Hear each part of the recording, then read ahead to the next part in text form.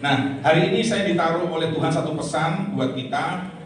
Pesan ini mungkin hari-hari ini saudara punya pertanyaan yang sama dengan hal ini, saudaraku. Ya, ini sebuah pertanyaan. Jadi judulnya ini sebuah pertanyaan yang kita harus tahu jawabannya supaya kita nanti bisa setelah tahu jawabannya kita tahu mempersiapkan diri saya tuh harus bagaimana, kira-kira begitu. Ya, di manakah segala perbuatan-perbuatan Tuhan yang ajaib yang diceritakan oleh nenek moyang kami kepada kami? Memang judul ini mungkin terlalu panjang, tapi nanti disingkat saja. Ya, di manakah Tuhan? Kira-kira begitu. Ya, saudara bisa singkat saja. Di manakah Tuhan? Nah, seringkali kita dalam kehidupan kita saudara bertanya seperti ini. Tuhan, Engkau ada di mana? Engkau nggak peduli Tuhan. Aku ngalami seperti ini.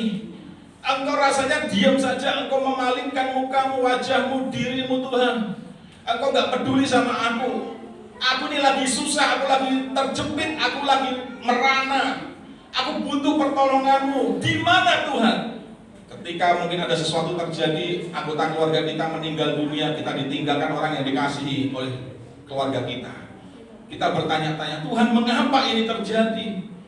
Aku belum siap ditinggalkan oleh anggota keluargaku ini, saudara. Mungkin berteriak sama Tuhan begitu. Engkau ada di mana Tuhan?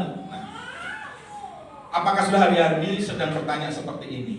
Atau mungkin suatu hari nanti sudah mengalami satu keadaan yang dimana mungkin sudah bertanya sama Tuhan, Tuhan di mana Engkau Tuhan? Kok rasanya aku ini sendirian menghadapi ini semua?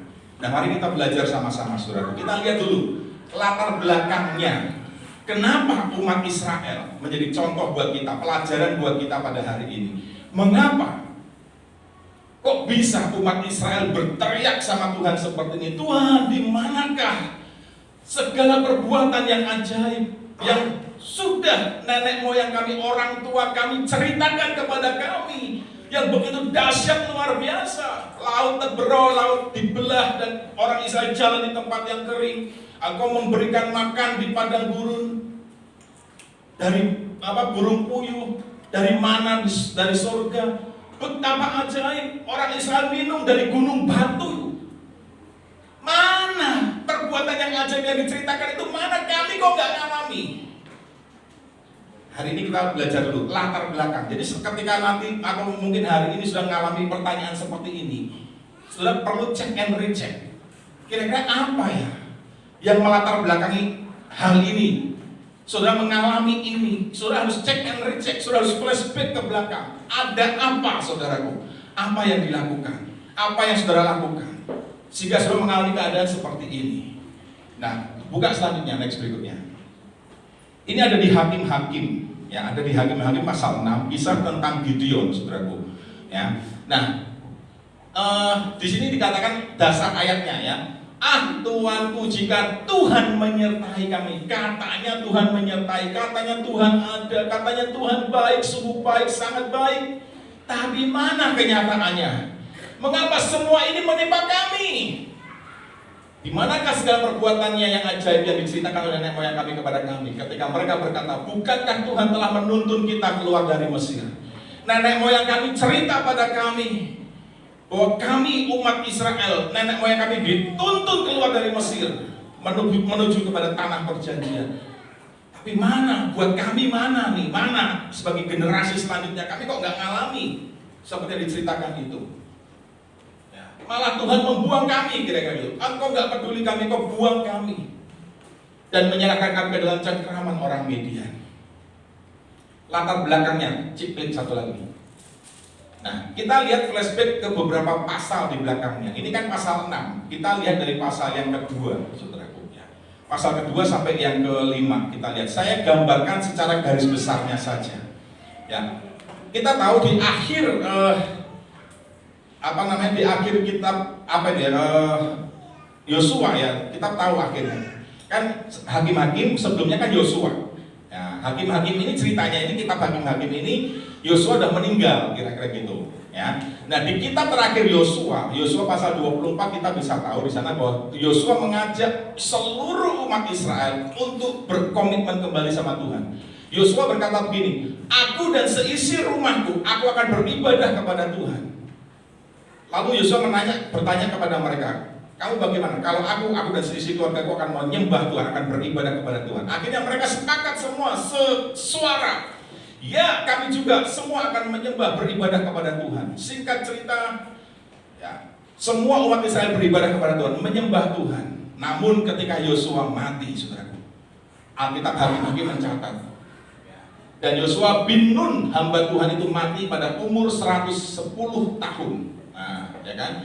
Setelah seluruh angkatan itu dikumpulkan, artinya angkatan Yosua dan generasi Yosua diangkat Tuhan, meninggal, istilahnya begitu, ya. Bangkit sesudah mereka angkatan yang lain yang tidak mengenal Tuhan. Ini penyebab pertamanya, saudara. Kenapa mereka kok bisa generasi di bawah Yosua itu, generasi selanjutnya setelah Yosua itu, mereka sampai berteriak sama Tuhan, di manakah Tuhan?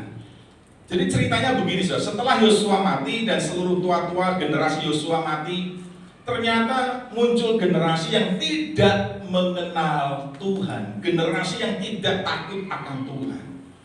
Kenapa hal ini bisa terjadi, saudara? Alkitab secara detail tidak mencatat secara detail, tapi kita bisa simpulkan, kita bisa lihat ya beberapa indikator-indikatornya, saudaraku. Ya, ini bisa terjadi bahwa generasi Yosua dan seangkatannya, orang tua di zaman Yosua tidak mengajarkan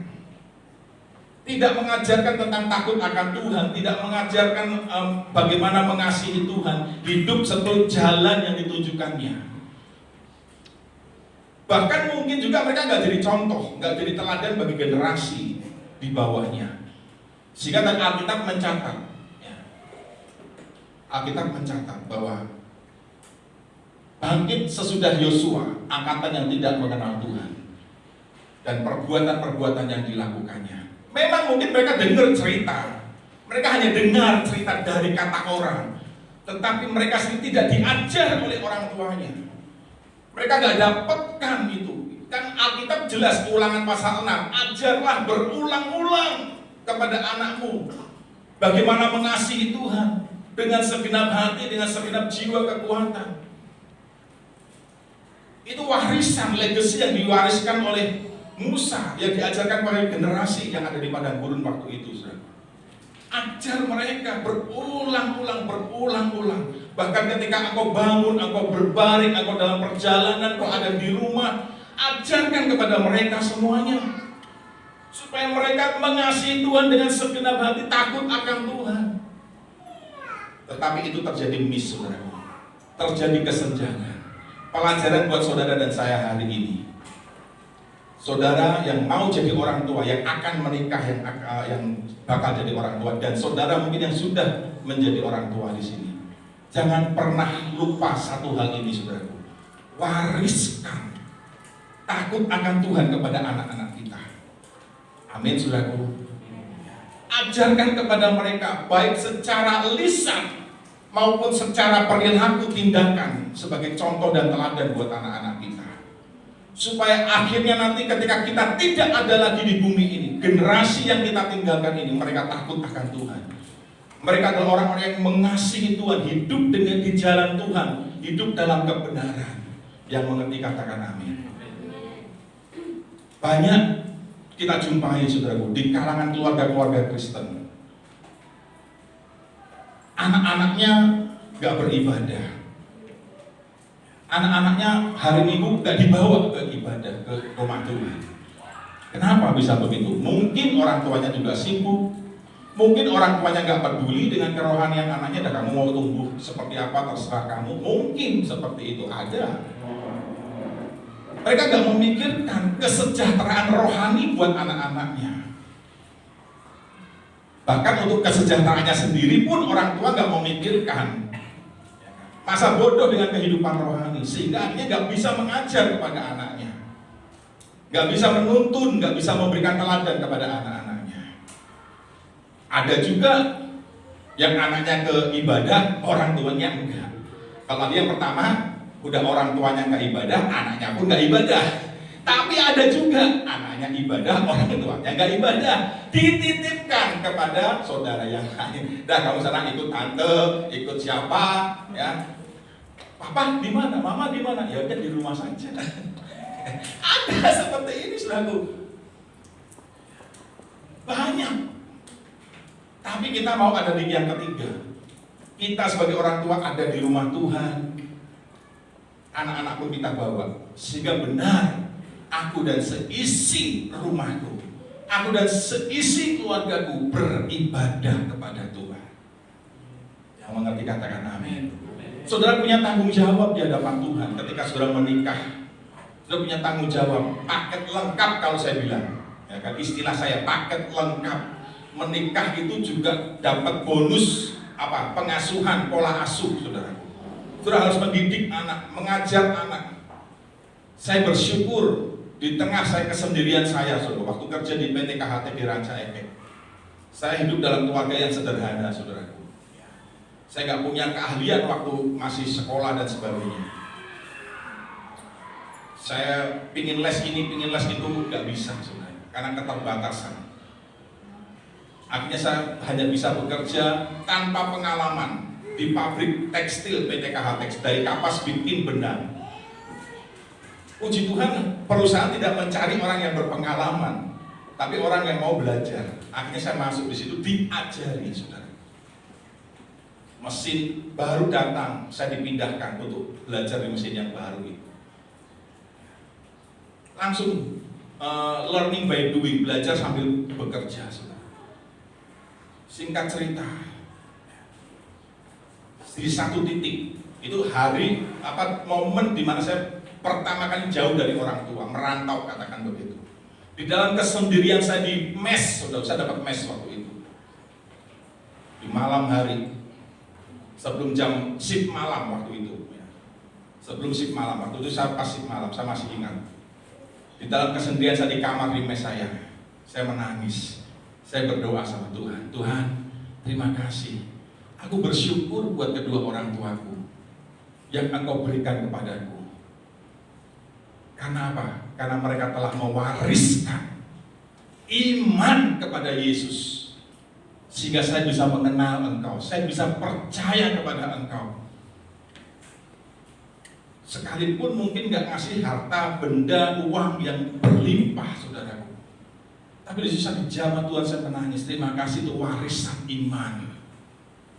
Di mana saya boleh mengenal Tuhan Yesus, saya boleh diselamatkan. Amin, saudaraku. Anak-anak, jangan pernah engkau tidak bersyukur kepada orang tuamu. Bersyukur kepada orang tuamu. Kalau hari ini engkau ada di rumah Tuhan, kau bisa percaya kepada Tuhan, itu karena orang tua mewariskan iman. Sekalipun mungkin bagi saudara pribadi, orang tuaku gak pernah ngajar. Sama, saudaraku, secara spesifik itu orang tua saya juga jarang untuk mengajar firman Alkitab, buka Alkitab, sama-sama mesbah keluarga nggak pernah, saudara. Tapi tetap saya berkata, Tuhan, aku bersyukur karena mereka lah saya bisa mengenal Tuhan. Aku tuh belum jadi hamba Tuhan, saudara.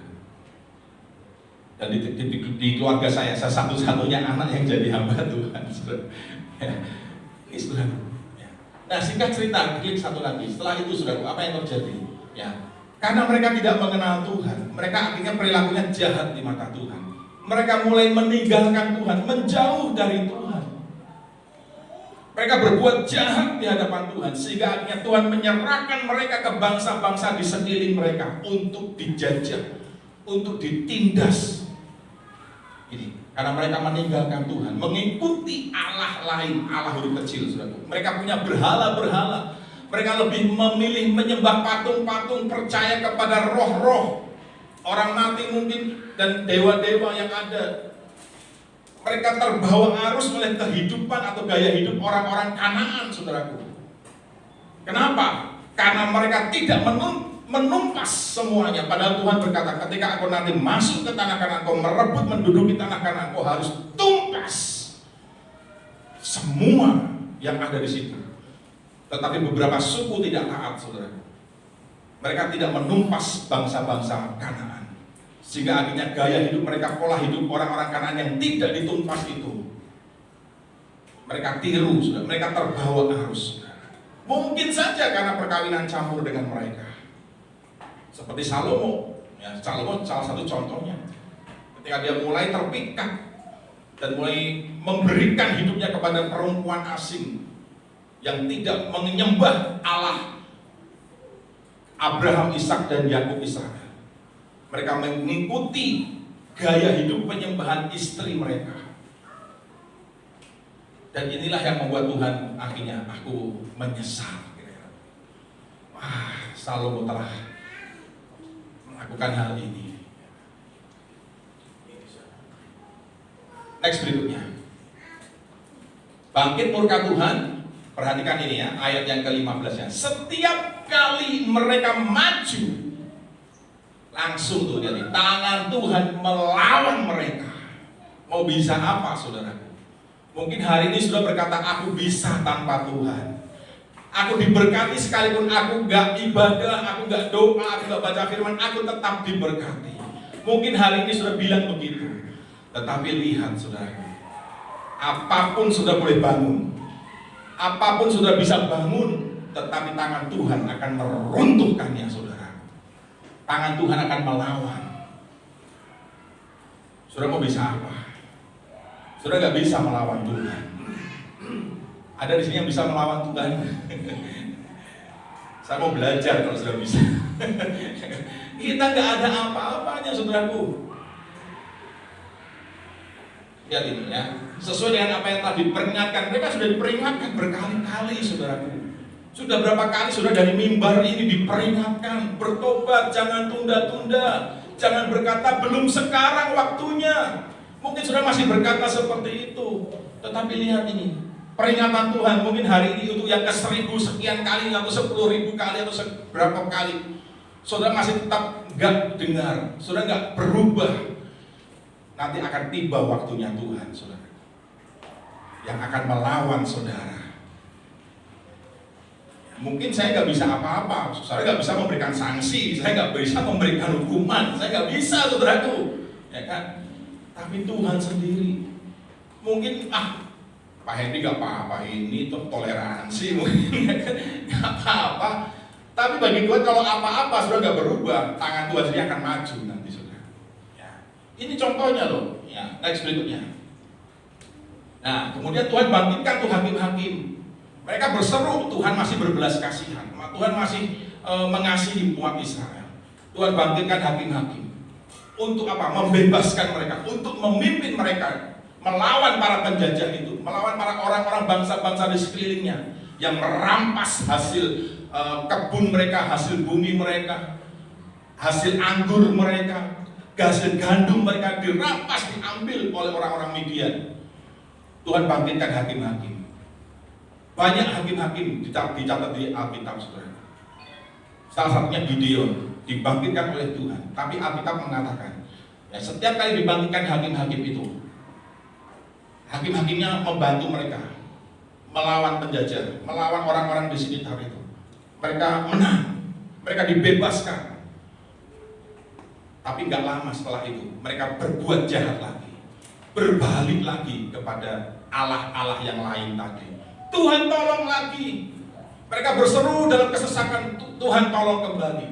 Setelah ditolong Tuhan, gitu lagi, saudara. Berbuat jahat lagi, teriak lagi sama Tuhan. Tuhan bangkitkan hakim-hakim yang lain. Sebelum Gideon ya, sebelum Gideon ini, ditolong, dibebaskan.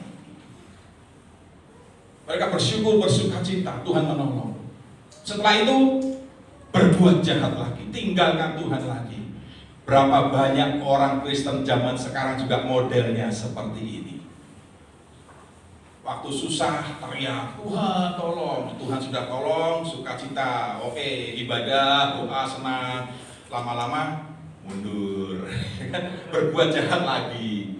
Nanti teriak lagi, Tuhan aku menderita, Tuhan tolong lagi. Sukacita lagi, rajin lagi ibadah. Tinggalin Tuhan lagi, ya kan? Jadi naik turun, timbul tenggelam. Kristen Natal, Kristen Paskah, Munculnya hanya Natal dan Paskah saja. Selain itu, sunyi senyap. Nyaris tak terdengar. Nyaris tak terlihat. Ini banyak orang Kristen model begini. Nah, saudara mau hidup seperti itu? Terus-terusan, pingin? Coba tanya sama diri saudara, saudara mau nggak gaya hidup saudara seperti itu terus? Enak nggak gaya hidup seperti itu? Nggak enak, saudara. Untung, nah, saya beli kata untung ya. Tuhan masih berbelas kasihan. Nanti pada waktunya, kalau sudah genap waktunya, hari Tuhan datang, saudara nggak bisa lagi. Selesai, finish, saudaraku, nggak ada kesempatan bertobat lagi. Percuma, saudara, gedor-gedor pintunya Tuhan. Tuhan, aku sedang tidak baik-baik saja. Percuma semuanya, saudaraku. Karena pintu anugerahnya sudah tertutup. Mumpung sekarang pintu anugerah masih terbuka, kapanpun sudah bisa datang menghampiri Tuhan. Jangan disia-siakan. Bilang kiri kanan, ayo bertobat yuk. Ya, ayo berubah yuk. Jangan jadi Kristen Natal, Kristal. Jangan jadi Kristen Paskas. Paskas lagi. Kristen Paskah. Haleluya. Kipas Kristen Paskah. Sampai mau salah lagi saya ngomong. Ya. Kipas dan kristal, jangan sampai, saudaraku. Katakan yes. Nah, enak model begini. Jangan ditiru nih. Umat Israel cara hidup seperti ini jangan ditiru. Jadi mulai minggu depan saudara ada lagi. Gak bolong. Minggu depannya lagi tetap ada. Gak bolos-bolosan lagi. Gak timbul tenggelam lagi. Amin. Baru nanti kalau sudah punya masalah berat baru datang. Tuhan tolong saya. Saudara kira-kira begitu kan enak gak? Kalau hanya butuhnya datang kepada saudara. Tapi begitu nggak butuh atau lupa sama saudara. Saudara enak gak dibegitukan? Kenapa sudah begitu sama Tuhan? Ayo renungkan ya, renungkan itu. Haleluya. Kasih salaman kiri kanan. Aku senang sekali hari ini. Amin, saudaraku. Ya. Ayo saudaraku bangkit semuanya. Next berikutnya. Nah, nih yang tadi ya. Lihat itu. Setiap kali Tuhan membangkitkan seorang hakim, Tuhan menyertai, ya Tuhan membebaskan mereka, berbelas kasihan, mendengar rintihan mereka. Ayat 19. Tapi hakim itu mati, kembali mereka berbuat jahat. Nah, ini gambarannya. Ini ayatnya di sini. Yang saya cerita itu ayat ini. Saya ceritakan ayat ini tadi ya. Next berikutnya. Lalu berpalinglah. Kita lihat nih. Ini poinnya sudah masuk di poin sekarang. Ya. Lalu apa yang harus saudara lakukan? Apa yang saudara harus perbuat supaya saudara nggak sampai lagi hidup seperti itu? Nggak bertanya lagi Tuhan di manakah engkau? Apa yang harus saudara lakukan di tengah situasi hidup saudara yang mungkin terjepit, yang mungkin mengalami krisis, pergumulan yang berat? Apa yang harus saudara lakukan? Yang pertama, dikatakan Hakim 6 ayat 14. Ya, jadi kita hari ini belajar di Hakim 6, saudara. Lalu berpalinglah Tuhan kepadanya dan berfirman, berpaling kepada Gideon ya. Pergilah dengan kekuatanmu ini dan selamatkanlah orang Israel dari cengkeraman orang Midian. Bukankah aku mengutus engkau? Hal yang pertama yang harus saudara lakukan adalah pergi. Artinya apa, saudaraku? Pergi artinya saudara nggak tunda-tunda lagi. Waktu itu Gideon dalam keadaan ketakutan. Sampai dia mengirik anggur, dia bersembunyi, saudaraku, di tempat persembunyiannya. Supaya orang-orang Midian gak melihat dia dan merampas hasil anggur dan sebagainya. Gideon ketakutan, dalam kondisi takut. Tapi ketika ketemu sama Tuhan, Tuhan bilang, engkau adalah pahlawan yang gagah berani, yang gagah perkasa. Tuhan bilang, sekarang jangan terus diam dalam ketakutanmu. Jangan mengasihi dirimu sendiri, mengasihani dirimu sendiri. Ayo pergi, keluar, lakukan sesuatu, kata Tuhan. Selamatkan itu umat Israel. Aku menyertai engkau. Artinya sudah harus segera beranjak pergi. Tinggalkan zona nyaman saudara. Amin, saudaraku. Apa yang membuat selama ini saudara nyaman? Sudah enak begini. Udah enak hidup dalam kedagingan, nyaman. Bisa nonton film porno, bisa apalagi, bisa mabuk-mabukan, bisa berzina, bisa enak sudah. Gak enak kalau nanti saya tinggalkan, waduh gak enak rasanya. Itu kenikmatan. Mungkin sudah berkata seperti itu. Tinggalkan itu, saudaraku. Tinggalkan itu. Semua apa yang mengikat saudara, obat-obatan, nikotin, semua yang mengikat, tinggalkan, saudaraku. Itu kejahatan di mata Tuhan. Itu kejahatan di mata Tuhan. Tinggalkan, jangan nyaman di situ. Langsung pergi, beranjak, jangan nanti, jangan nanti, jangan nanti. Belum waktunya sekarang, Tuhan. Tuhan nanya, lalu kapan? Kalau Tuhan nanya gitu gimana? Lalu kapan? Kita jawabnya apa, saudara? Renungkan ini, saudara. Tuhan sudah berbuat baik, mengangkat derajat kita, memuliakan kita, membuat kita berharga di matanya, memelihara, melindungi hidup kita. Tujuannya apa? Kemarin sudah saya posting di grup, ya kan? Tujuan Tuhan memberkati saudara, memuliakan, mengangkat saudara adalah supaya saudara tetap berjalan dalam ketetapannya. Itu tujuan Tuhan. Bukan untuk kesenangan kita sendiri, tapi supaya terus saudara itu percaya sama Tuhan. Oh iya, Tuhan itu benar meluputkan aku, memelihara aku, melindungi aku, memberkati aku. Benar aku merasakan. Sehingga akhirnya itu membuat mendorong kita terus ada di jalan Tuhan. Gak mau mengkhianati Tuhan. Kira-kira begitu. Yang pertama, pergi, beranjak, saudaraku. Jangan terus tinggal dalam ketakutan saudara. Ada sebuah kisah orang yang ketakutan terhadap Gogok, saudara. Sama Gogok takut, saudara. Setiap kali dia berangkat sekolah, dia harus melewati satu rumah tetangganya, encim-encim, ya, nenek-nenek, katakan begitu, ya kan. Yang selalu ketika dia berangkat sekolah tuh pasti si encim ini, nenek ini tuh sedang kasih makan Gogoknya di rumahnya, di pekarangannya. Setiap kali dia lewat digonggong, takut dia, ketakutan.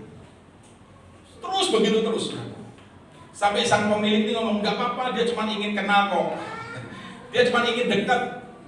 Gak akan artinya menggonggongnya itu gak akan menyakiti kamu gitu, kira-kira encimnya ngomong begitu. Singkat cerita, ada suatu kejadian. Si pemilik si encim ini meninggal, saudara. Gogok ini sedih sekali, gak mau makan. Karena si anak ini takut sama Gogok tadi yang sekolah tadi. Dia meripit-meripit gini, takut. Tapi dia akhirnya memberanikan diri. Ini lihat titik baliknya. Dia memberanikan diri. Dia mulai dekati Gogok itu karena melihat kasihan sama Gogok itu. Dia udah lemes, ya kan? Udah nggak mau makan. Dia kasih sosis, dia kasih, belum dimakan. 1 kali, 2 kali nggak dimakan. Yang ketiga dimakan, sudah. Akhirnya dia mulai berani membelai Gogok itu.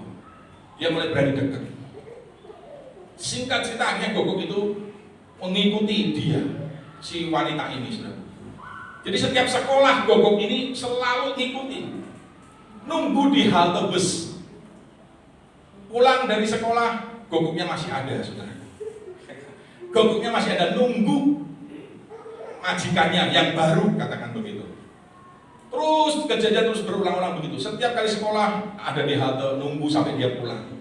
Pulang ada. Suatu hari pas majikan yang baru ini, si anak ini, perempuan ini lihat, loh kok nggak ada di halte. Dia kalut, saudara.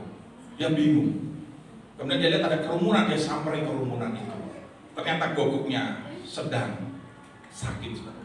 Sudah berlimbah darah. Dia minta tolong, ayo tolong. Dia tadinya sempat masih takut.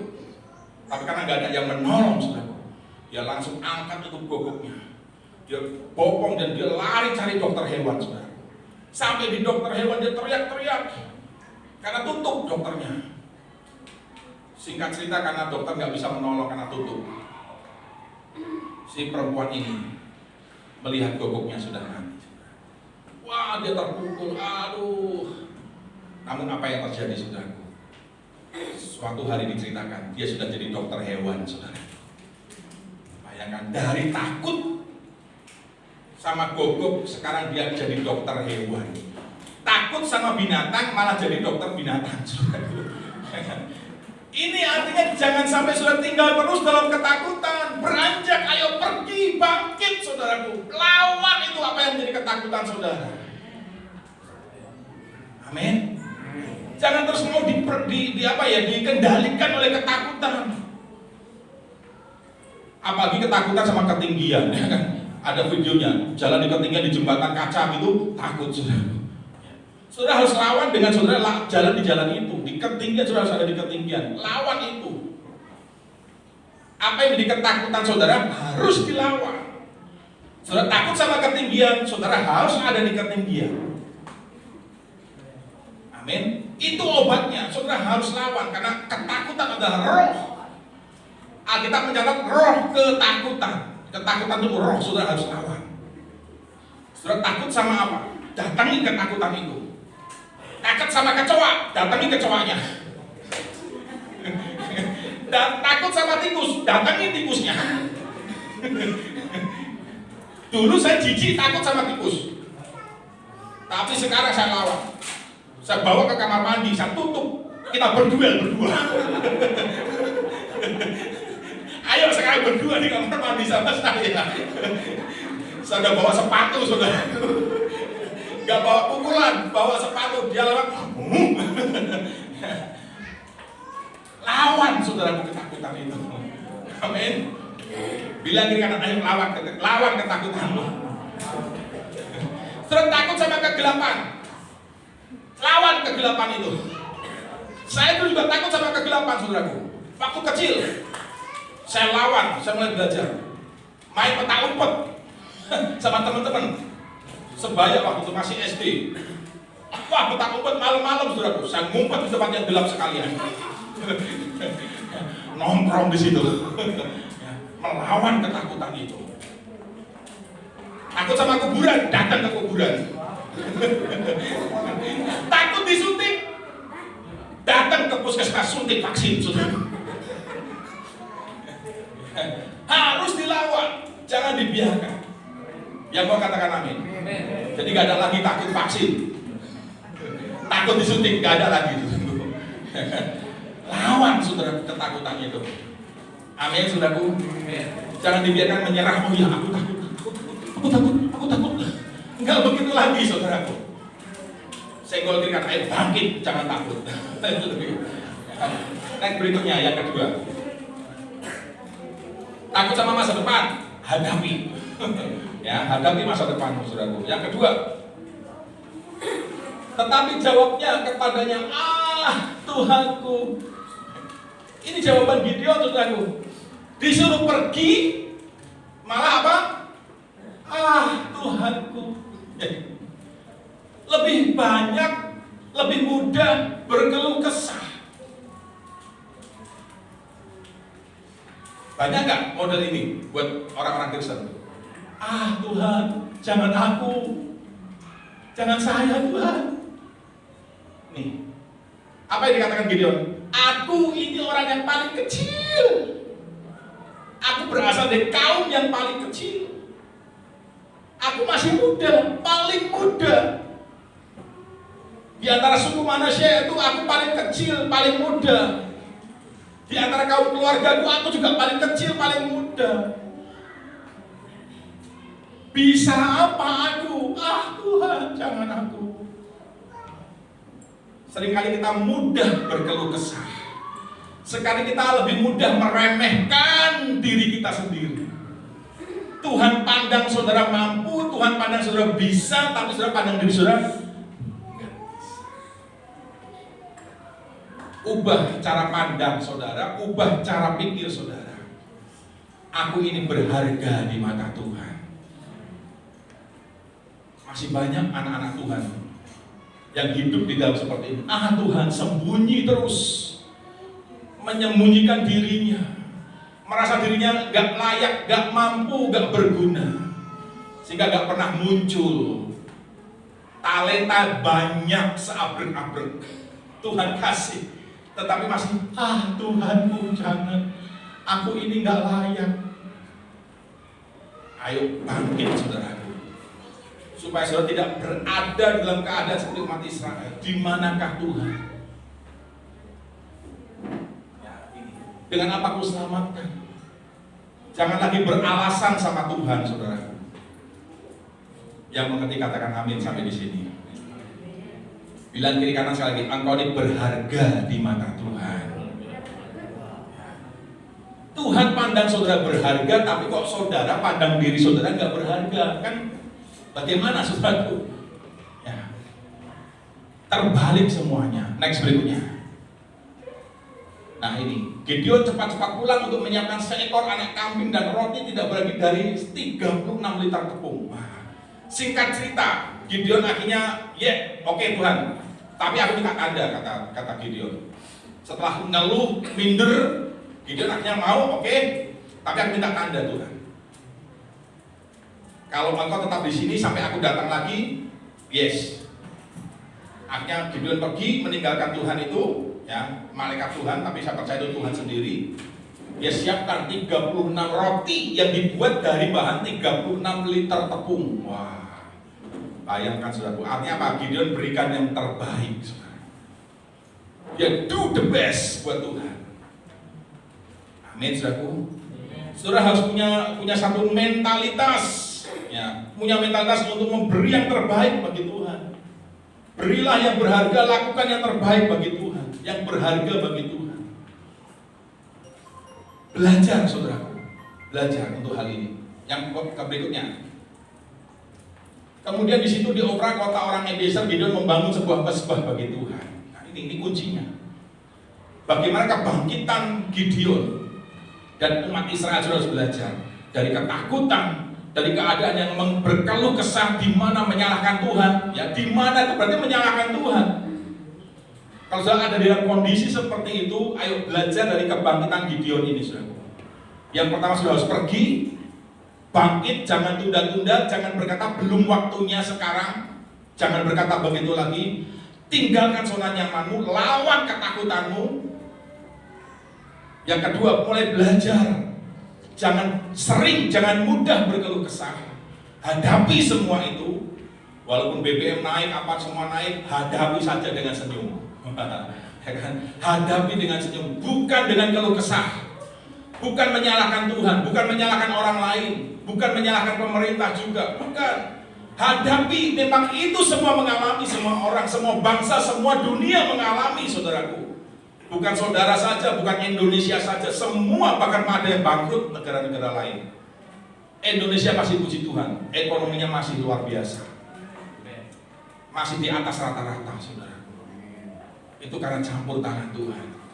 Jangan berkeluh kesah, jangan salahkan pihak lain. Hadapi dengan senyuman. Lakukan sesuatu, saudaraku. Amin. Bangun mesbah. Yang berikutnya, pergi, tinggalkan ketakutan, jangan lihat diri sendiri minder lagi, bangun mesbah. Jangan berkeluh kesah. Sudahkah sudah membangun mesbah bagi Tuhan? Baik secara pribadi maupun keluarga? Kalau belum, ayo. Jangan lagi, belum waktunya Tuhan, nanti saja. Sekarang waktunya, saudara. Pulang dari tempat ini, saudara adakan mesbah keluarga di rumah masing-masing. Entah malam, entah siang, entah pagi, kapan waktu sudah bisa kumpul bersama keluarga, adakan mesbah keluarga. Muji menyembah Tuhan bersama-sama, mengucap syukur, berdoa bersama-sama, renungkan firman Tuhan bersama-sama. Perhatikan ini ya, perdamaian dengan Yahweh. Ia menamai mesbah itu perdamaian dengan Yahweh, perdamaian dengan Tuhan. Artinya itu namanya mesbah damai. Hidup saudara berdamai dengan Tuhan. Jangan jadi musuh Tuhan. Jangan jadi musuh Tuhan dengan cara saudara bersahabat dengan dunia. Persahabatan dengan dunia adalah permusuhan dengan Tuhan. Jangan saudara hidup dalam berhala-berhala, karena berhala itu sebuah kecemburuan Tuhan. Amin, saudaraku. Yang terakhir kita lihat. Perhatikan ini, luar biasa ya. Pada mezbah Baal milik ayahmu, ya, malam itu Tuhan berfirman kepada Gideon. Singkat ceritanya firmannya begini: runtuhkan tuh mezbah Baal milik ayahmu. Ayahnya Gideon masih penyembah berhala, penyembah Baal. Tapi Tuhan bilang, robohkan, ganti mezbah bagi Tuhan. Ini saudara, sebagai orang percaya kita harus punya prinsip. Orang lain mungkin menyembah dunia, mengasihi dunia, hidup menyenangkan dunia, menyenangkan dagingnya. Saudara ada di tengah-tengah seperti itu, mayoritas seperti itu, jangan ikut-ikutan. Mungkin komunitas saudara adalah orang-orang yang gampang latah. Sedikit-sedikit ngomong binatang, sedikit-sedikit ngomong binatang. Lalu saudara ikut-ikutan. Nonton podcast misalkan, nonton di YouTube, hostnya sedikit-sedikit ngomong binatang, sedikit ngomong binatang, kita ikut-ikutan. Saat di luar satu, waduh, nggak perempuan, nggak laki, saudaraku. Waduh, kalau ngomong sedikit-sedikit A, dikit-dikit A, dikit-dikit A. Udah latah. Kenapa? Karena ikut-ikutan. Tapi sudah harus punya prinsip. Robohkan itu semuanya. Sudah pakai prinsipnya Tuhan. Amin, saudaraku. Saya nggak masalah ada di orang-orang istilahnya katakanlah perokok atau orang yang apa. Saya nggak ikut-ikutan, saudaraku. Biasa aja saya. Apakah saya akhirnya malu, minder, dia ngerokok, dia apa, saya malu, dia ikut-ikutan. Enggak, saya punya prinsip sendiri, saudaraku. Amin, saudaraku. Orang lain mau mabuk-mabukan, saya ada di situ, ya saya biarin aja. Saya punya prinsip, itu yang penting, saudaraku. Robohkan tuh mezbah-mezbah dunia, ganti dengan mezbah Tuhan. Yang mengerti katakan amin. Maka hidupmu akan berubah.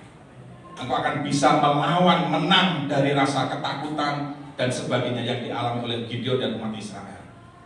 Yang mengerti katakan amin. Yang pertama pergi. Yang kedua tadi apa, saudaraku? Jangan berkeluh kesah. Tuhan, ya kan? Yang ketiga tadi apa? Lakukan yang terbaik bagi Tuhan. Yang keempat tadi apa tadi? Berdamai dengan Tuhan. Buat mezbah bagi Tuhan. Selamat mengerjakan dalam kehidupan saudara masing-masing. Tuhan Yesus memberkati kita semua. Haleluya. Mari kita